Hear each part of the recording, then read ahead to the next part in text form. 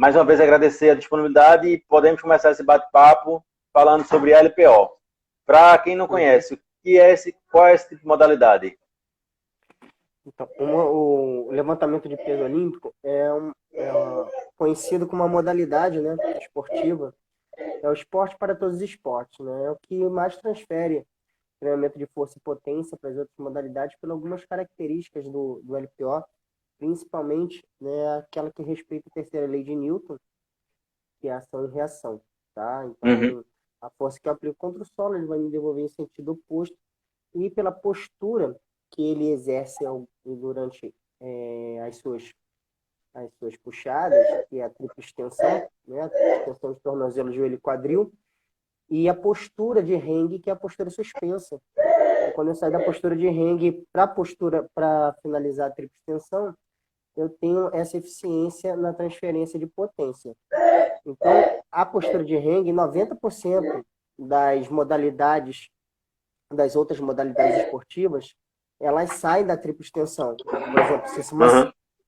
uma saída de bloco no atletismo, uma saída de bloco na natação, uma postura de expectativa no vôlei, no basquete, uma postura de saída para um salto, tudo sai dessa postura. Então é um treinamento uma estratégia de treinamento de força que já está presente há muito tempo no cenário esportivo mundial, tá?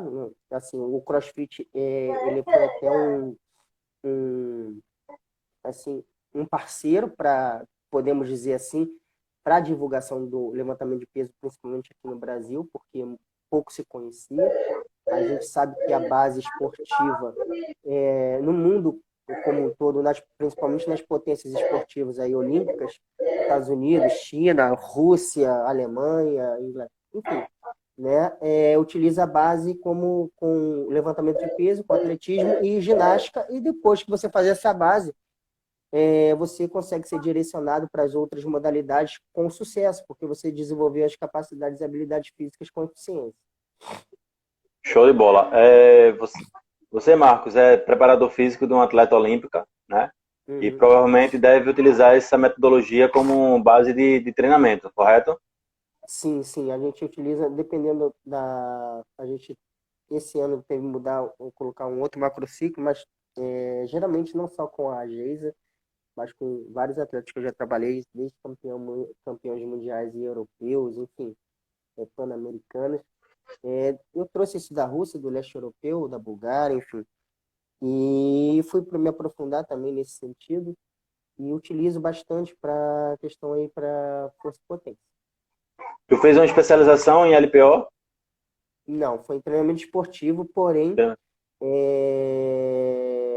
quando eu estive lá e também investi em dinheiro para sair de lá e poder me aprofundar mais, eu fiz LPO, eu fui para a Suécia, eu fui para a Bulgária, eu fui para a Rússia, enfim, eu tentei buscar mais porque, apesar de eu ser do atletismo, o LPO sempre me seduziu muito, né?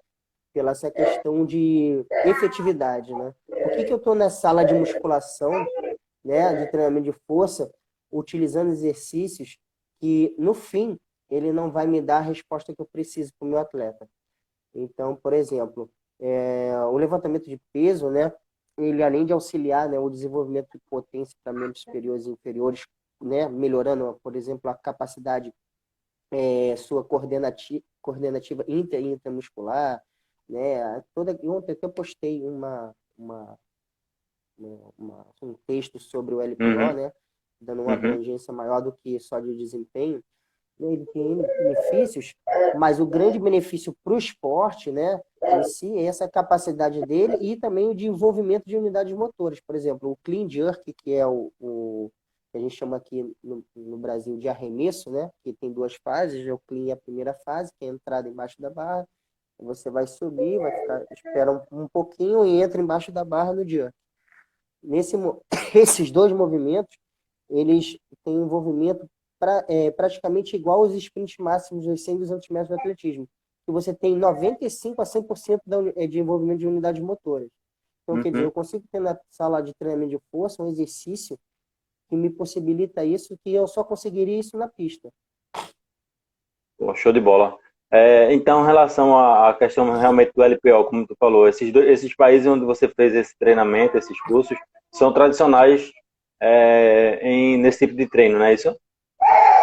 Isso, o leste europeu como um todo, né, utiliza o LPO não só para a parte de desempenho, mas para o fitness, enfim.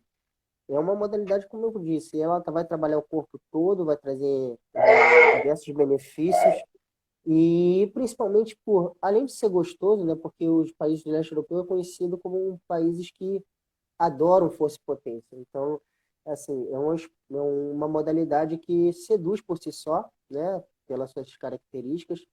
E quando eu fui para lá, eu falei assim, não foi um curso de fim de semana, né? Foi um curso, foi Uhum, imersão mesmo. Eu falei, não, tem que entender. E um dos caras que me ensinou muito na Bulgária foi o Varbanov e o Lechev, né? O Lechev, ele é um mito, né? Na Bulgária, porque ele formou praticamente, na época, o Varbanov falou que 70 atletas, né? Dentre desses 70 atletas ali tinha medalhas de mundial, medalhas olímpicas, enfim, né? Então, um senhor que, além de ser muito humilde, mas ele tinha muito conhecimento para passar e eu aprendi muito com ele, né? A questão não só técnica, mas da parte pedagógica também. Porque o grande lance do levantamento olímpico, independente se você está no desempenho ou se você está mais para o fitness, é a maneira de como que você ensina, como que você passa esse uhum. conhecimento, a parte didática, a parte pedagógica. Para quê? Porque você tem que ter um máximo de segurança e conseguir alcançar os objetivos que você está propondo para aquele seu aluno, para o seu atleta. É justamente nesse ponto que você está falando aí em relação o LPO, você falou que ele já é tradicional, principalmente na parte esportiva, né? Tem um certo tempo que ele Uhum. já é desenvolvido nas Olimpíadas e tudo mais, e os campeonatos mundiais, enfim. E no fitness a gente tem, como você também disse, a relação hoje melhor em relação ao CrossFit, que trouxe essa modalidade como uma das suas metodologias. E é uma pergunta que eu faço assim, na sala de musculação, eu sou praticante de musculação e eu não vejo muito a utilização dessa metodologia. Será que é por causa de preconceito? O que é que você acha? Não, não seria preconceito, não. Na verdade, eu creio que seria mais desconhecimento. E como eu falei, o LPO para você ensinar, é muito técnico, tá? Por exemplo, pra você ter ideia, eu vou jogar um pouquinho por desempenho. Um atleta Uhum, olímpico, ele pode perder a medalha por causa de 1 quilo, por causa de 2 quilos, 500 gramas, né? Tira você do pódio, porque é uhum, extremamente técnico, neural. Diferentemente da musculação, que você está no supino e vai lá, coloca 2 quilos de cada lado, 5 quilos de cada lado, e você consegue executar o exercício mesmo com dificuldade, mas você consegue. uhum, No levantamento olímpico, ele não tem essa característica, porque não é a barra que sobe. Quando ela entra abaixo de 5 dedos da linha intermanular, a gravidade começa a empurrar ela para baixo. Então, é um momento que você tem que ter o time e entrar embaixo da barra, porque enquanto ela está subindo, você tem que estar descendo. Se você não entrar embaixo da barra, ela vai dificultar a sua entrada e vai começar, que a gente chama, entre aspas, né, de esmagar. Ela vai esmagar. Então, vai dificultar a sua entrada e você pode perder o movimento e, dependendo do indivíduo que está executando, pode até se machucar. Então, assim, para você ensinar no fitness, e ele vai trazer N benefícios, eu passo, eu tenho um aluno também de personal que não é atleta, eu sempre passo levantamento de peso, né? Por exemplo, eu também tive alunos que vieram pós-lesão e recuperou. uhum, Eu posso falar com propriedade que eu tenho uma lesão, né, de ombro, de bíceps, e onde tive uma limitação de movimento na fisioterapia, eu conversando com o fisioterapeuta, eu incluí um movimento que a gente chama de snatch, ou arranco, né? E eu tenho toda a amplitude de movimento. Ele falou assim, cara, você recuperou muito rápido essa amplitude de movimento, porque a gente sabe que o levantamento olímpico lá fora também é usado para reabilitação, né? Porque trabalhar uma uhum. questão muito de mobilidade, essa capacidade toda de coordenação, tudo isso ele vai melhorando com a sua prática. Eu tenho uma amiga que disse que não ia fazer CrossFit justamente porque ele utilizava muito o LPO e tinha medo de lesionar o ombro. E aí, por isso Então, que está falando. o grande lance ele não vai lesionar o ombro se você passar ele. né, a parte de progressão pedagógica certinha. Então, você começa com um tubo, ou, né, um bastão de PVC, ou então um cabo de vassoura, e você até pegar os movimentos certinho, educar esse indivíduo, esse aluno, seu atleta aí, para fazer, porque você primeiro domina a técnica, né? A gente tem até uma premissa, né, no levantamento olímpico, que é paciência, paciência e paciência. Então, a carga, né, a sobrecarga nesse sentido, que não é carga, carga de treinamento é uma coisa, sobrecarga é outra. Sobrecarga está relacionada a peso. E a Uhum. sobrecarga externa, ela vai ser sempre consequência de um bom movimento. Se você tem um bom padrão de movimento, você domina aquele movimento, aí você sim pensa em aumentar essa sobrecarga. Então, eu nunca tive dificuldade, graças a Deus, aí ao longo de 20 anos, eu nunca machuquei ninguém, e o Levante só trouxe realmente benefícios aí. Tenho até alunos e atletas que acabaram aderindo também ao LPO, e é muito prático no sentido de otimizar o seu tempo na sala de musculação. Marcos, você como profissional da educação física, como que é adepto do LPO também, né? Além da preparação física, é evidente que aí, como eu já falei no início, você tem um atleta aí olímpico, é dos 400 metros, né? Geisa Arruda, não é isso? Geisa, Mas, não, Geisa Coutinho, Geisa Coutinho. eita, Geisa Arruda é outra coisa. Geisa Coutinho, justamente. Então, como é que você como profissional da educação física prepara, monta uma aula para dos diversos níveis, o iniciante, o intermediário e o avançado? Como é que tu planeja esse tipo de treino? Como eu planejo o treinamento da Geisa, é isso? Não, da Geisa não, da pessoa que vai trabalhar com LPO, que vai treinar com LPO no teu espaço, na academia, enfim, teu personal. Como é que Tanto do tu faz uma iniciante ao avaliação? avançado? Isso. Não, isso eu tenho que fazer primeiro uma avaliação, né? Então, eu Uhum. faço a minha avaliação, né? Eu testo a questão de avalio o movimento, vejo se tem, né, compensações, encurtamentos, falta de mobilidade, estabilidade, se é cintura escapular, se é tornozelo. E dentre isso, primeiro, eu vou montar, né, obviamente, uma periodização. Tudo que eu faço tem que estar controlado. Então, assim, independente se é fitness ou se é desempenho, eu tenho o controle do treino para fazer os ajustes necessários ao longo do tempo. E para respeitar principalmente a individualidade biológica e se caso for um atleta, da especificidade dele. Cada um vai ter seu tempo, vai ter suas adaptações e respostas próprias. E aí, seja o iniciante, seja o avançado, ele vai passar por um processo. Nesse processo, né, e cada fase desse treinamento, cada etapa e cada período, ele vai trabalhar, por exemplo, eu trabalho muito com periodização em blocos. Ele vai trabalhar um bloco X, um bloco Y, um bloco Z. Eu não vou me aprofundar em periodização aqui. Uhum, uhum. Mas todos, todos, independente se é iniciante ou avançado, eles vão trabalhar um bloco de educação, de educativos do movimento. Né? Uhum. Que, às vezes, por exemplo, a Geisa, eu falei, Geisa, quando é a primeira vez que eu tive contato com ela, a gente bateu um papo e a gente decidiu trabalhar juntos. Eu falei, Geisa, você sabe levantamento de peso olímpico? Sei. Aquilo ali, porque assim, já pela experiência, eu falei assim, sabe mesmo? Sei. E quando a gente começou a trocar ideia, quando a gente foi propriamente dito para o treino, e eu tenho essa fase inicial aí para não só de avaliação, mas para ver realmente com um levantamento, né, se está executando. Ela errou tudo, né? E eu falei assim, poxa, você tem certeza que você fez esse tempo todo de levantamento de peso?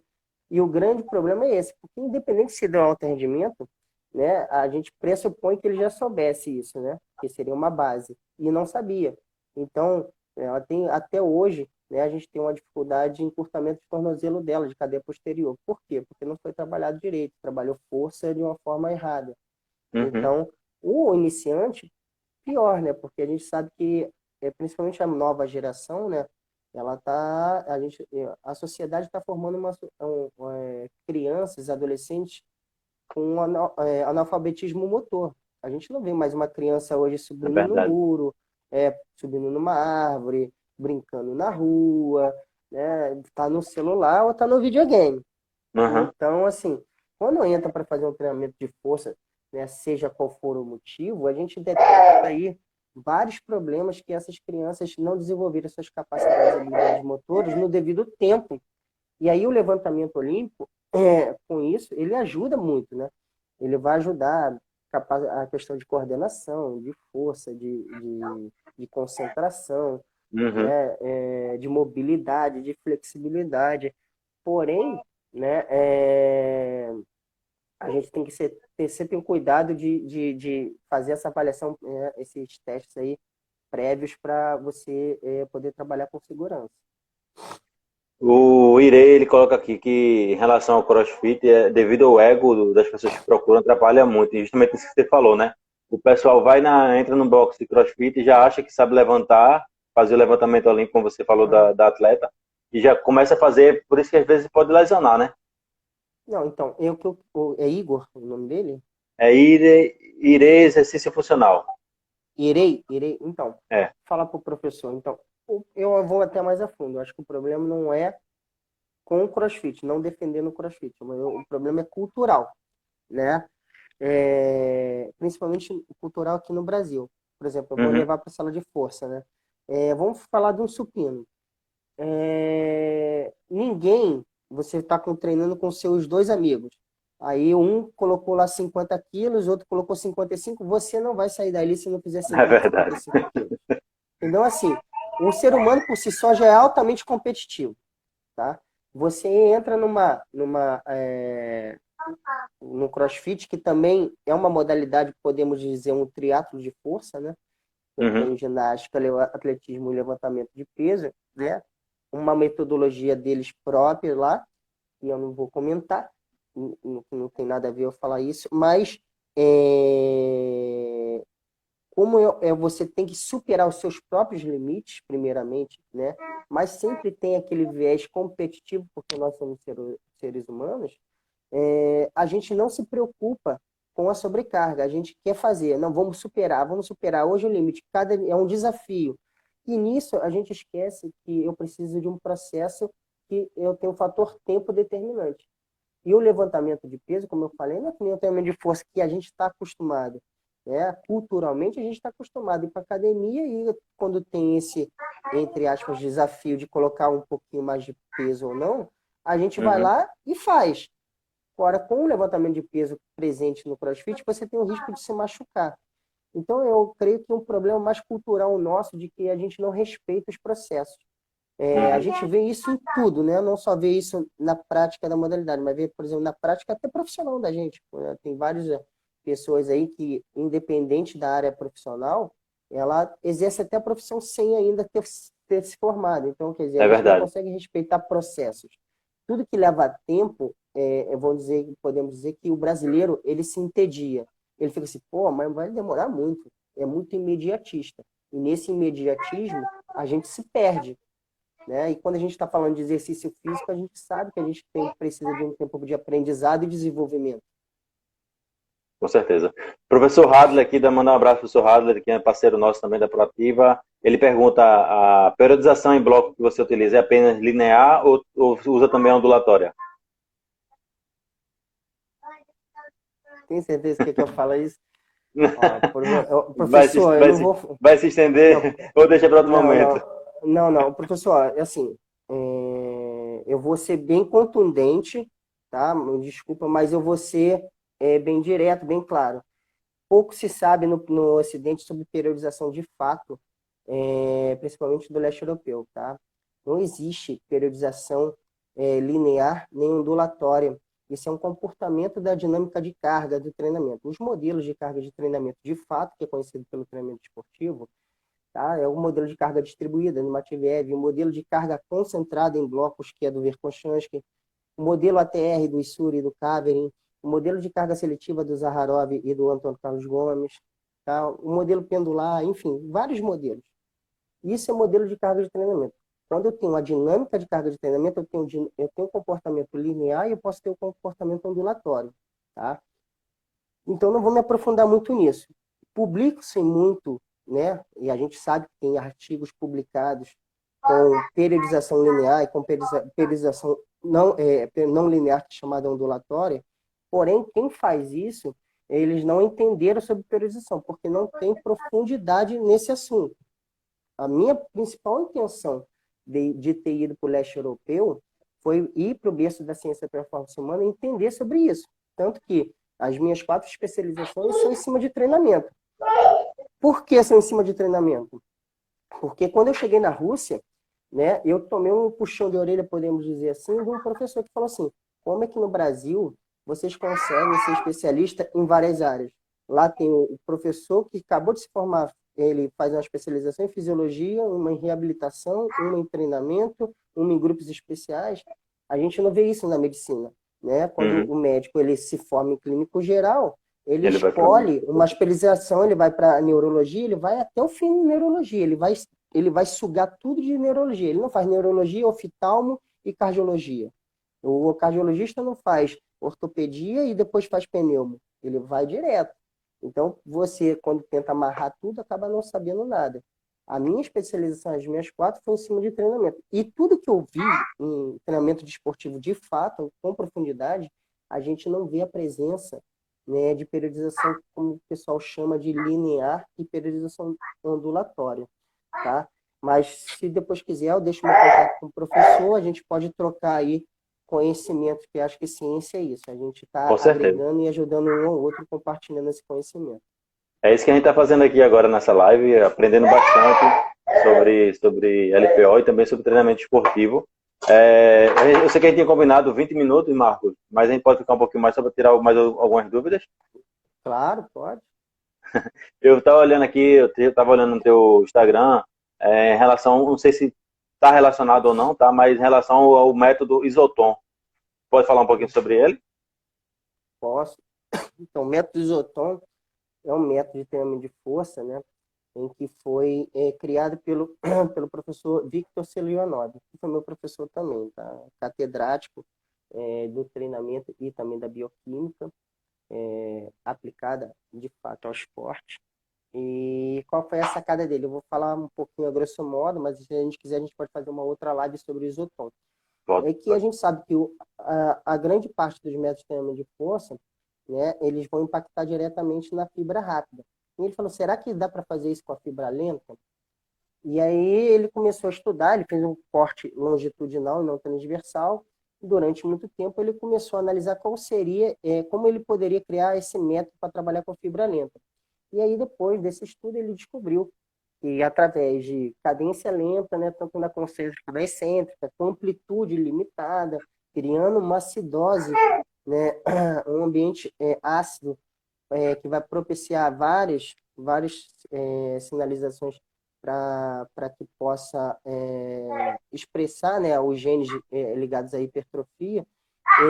Ele viu que com os estímulos de 30 segundos para pessoas, de 20 e 30 segundos para pessoas comuns, não atletas, e de 50 segundos para pessoas com rendimento e alto rendimento, barra a pausa ali de 30 segundos, ele consegue uma hipertrofia significativa ali e de força também.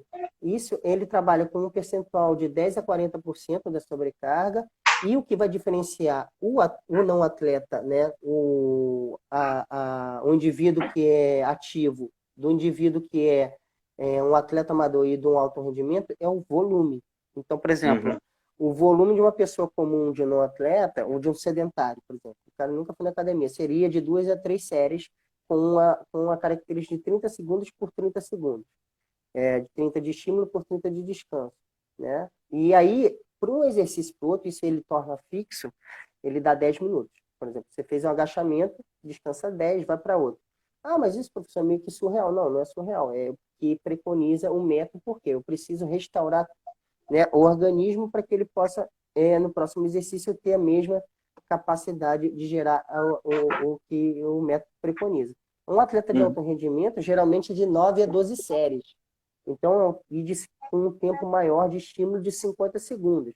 Né? A Geisa, por si só, aí, ela sabe como é que, de fato, funciona. Né? Ontem a gente estava conversando e eu falei um pouquinho para ela, amanhã é o Isoton. Ela falou assim, bom, de novo esse método que você...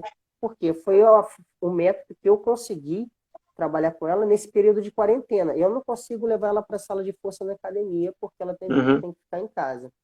Então, a gente conseguiu, com o método Zoton, que eu consigo trabalhar com peso corporal de 10 a 40% da sobrecarga, é manter os níveis hipertróficos dela e o condicionamento de força dela.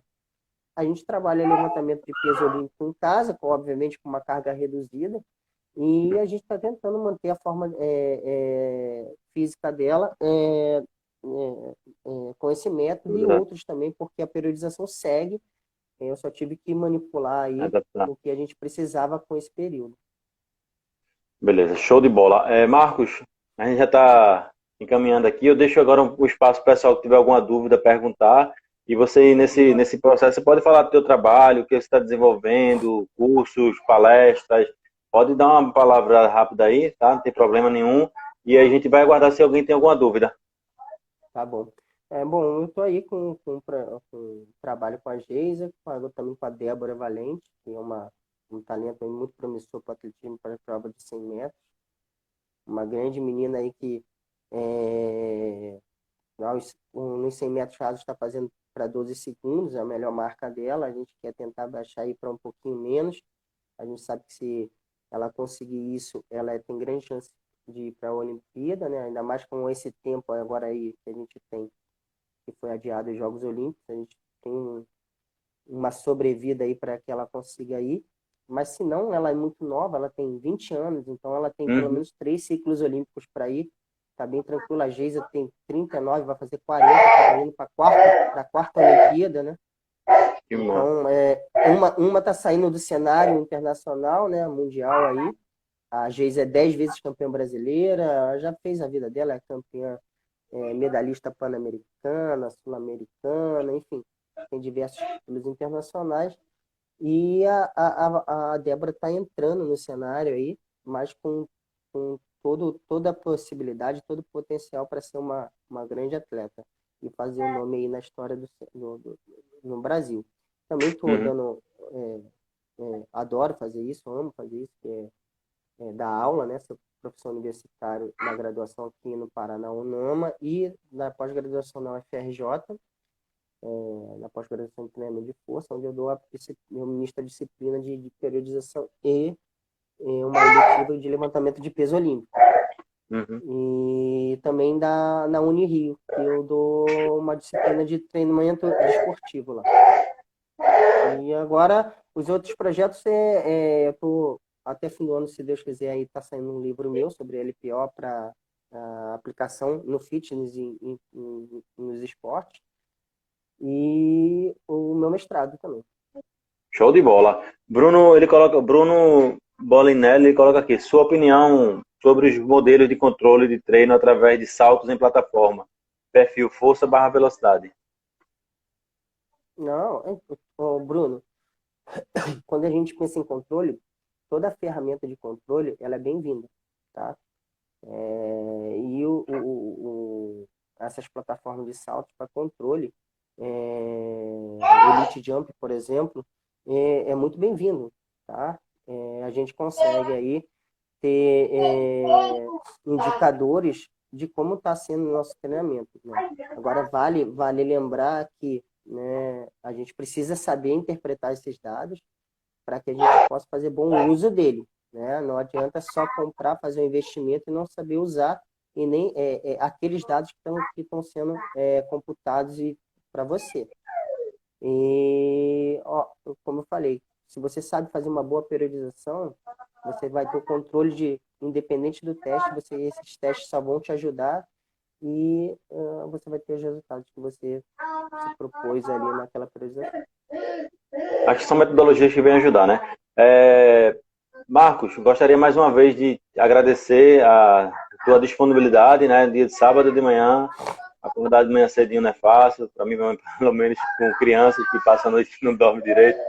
Mas agradeço mais uma vez a tua disponibilidade. A gente sabe que a gente tem um projeto da Proativa em trazer você aqui para Recife, região Nordeste. A gente tentou no período, mas já foi justamente esse período de início de pandemia e combinou com o cancelamento de vários eventos da gente também. A gente está fechando o calendário até o final do ano, mas a gente está conversando, né? E eu desejo sucesso a você nas tuas metas, nos teus objetivos aí. Quem sabe a gente está aqui junto aqui em breve. Tá bom, então eu que agradeço aí o convite. Aí agradeço a todos também a presença aí nessa manhã aí. nesse bate-papo aí. Espero que vocês, a gente possa se encontrar em Recife, quem for de Recife e de regiões aí próximas a Recife. E quem tiver também interesse aí, pode mandar o contato que a gente tenta ajudar, tá bom? Beleza. Eu vou tirar um print agora, Marcos, pra gente Uhum. postar na nossa página. Show. A live ela vai ficar salva, tá? Vou deixar a live salva e também vou colocar no YouTube, tá? Da Proativa, tá bom? Tá Mais bom. uma vez agradeço e até mais. Até mais. Obrigado. Fica com Deus. Bom fim de Obrigado. semana. Tchau, tchau.